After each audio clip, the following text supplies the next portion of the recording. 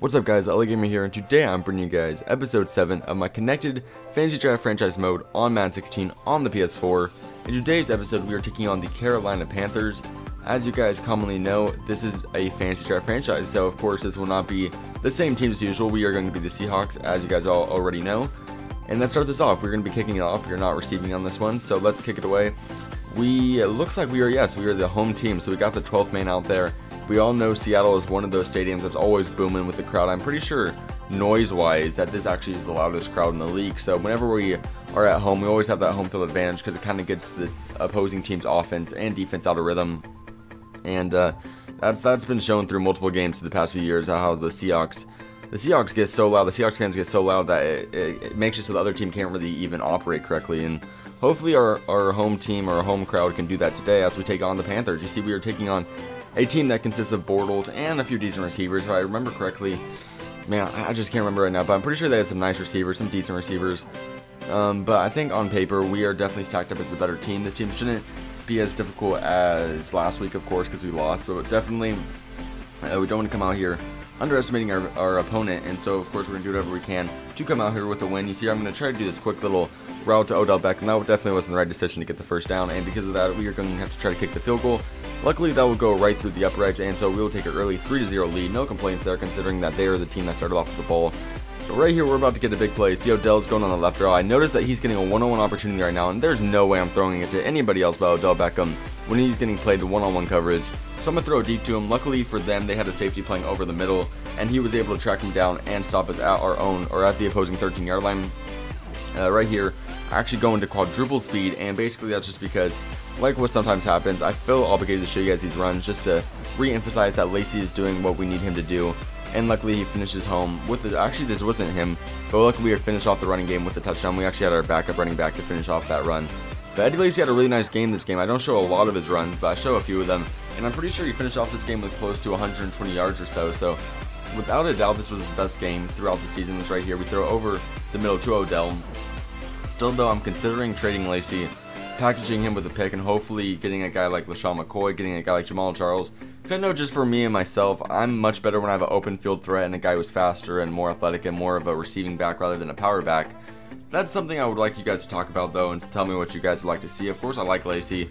I'm not the greatest player with him though. I feel like I'd just be better with the Jamal Charles or LaShawn McCoy, and I'm not even sure this trade will be possible.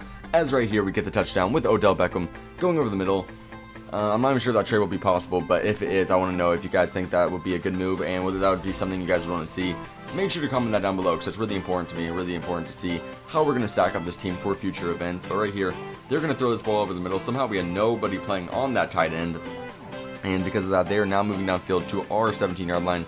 This is a problem. Right now they run the screenplay. I missed the open field tackle. How many times has this been a problem, guys, where my open field inabilities to tackle have caused them to get multiple more yards? Right here, it's another instance of that situation. And right here, we get them all the way back to the 8-yard line, 3rd and goal.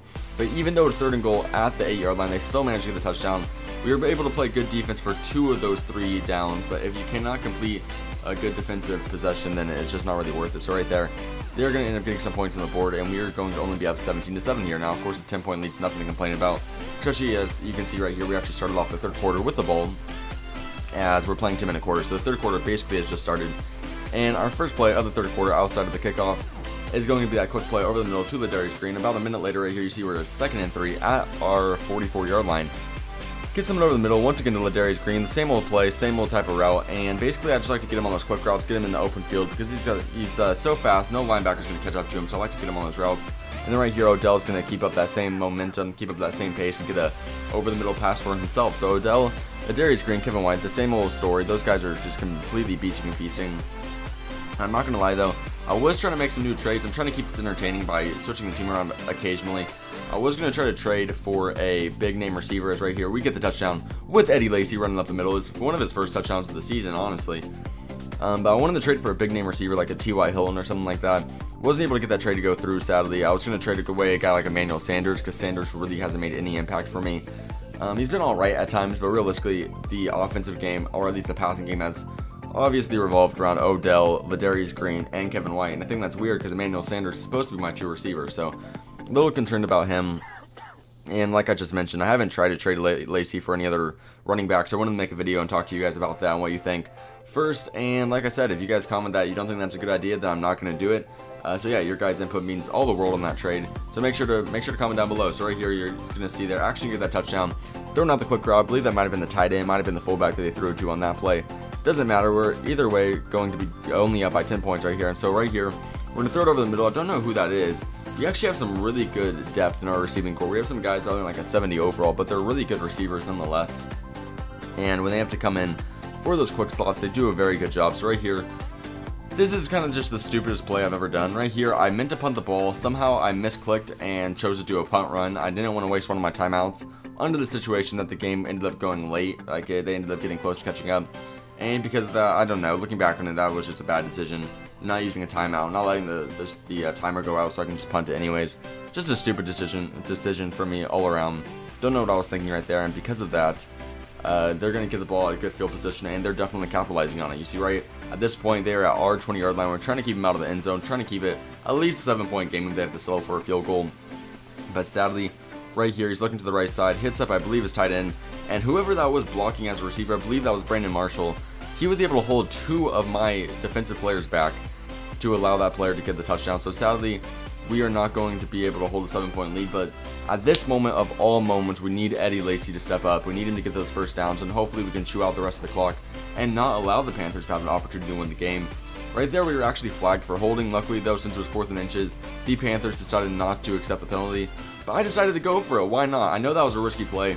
If I didn't get it, they were likely going to be able to get the field goal tied up, but I knew that I could trust Lacy to get 1 yard, especially because he's been on fire this whole game.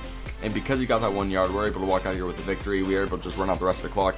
The Panthers are too low on timeouts, and there's only about 2 minutes left at that time. So we're going to walk out here with the 24-21 point victory.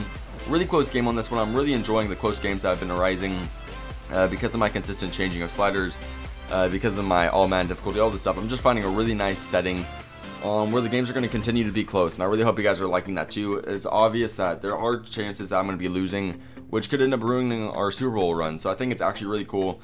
Hopefully you guys are staying on the edge of your seats because you don't know what's going to happen, and that's what I like. Usually I just completely destroy teams in other series, and it's just not that fun because it's just too obvious that I'm going to win.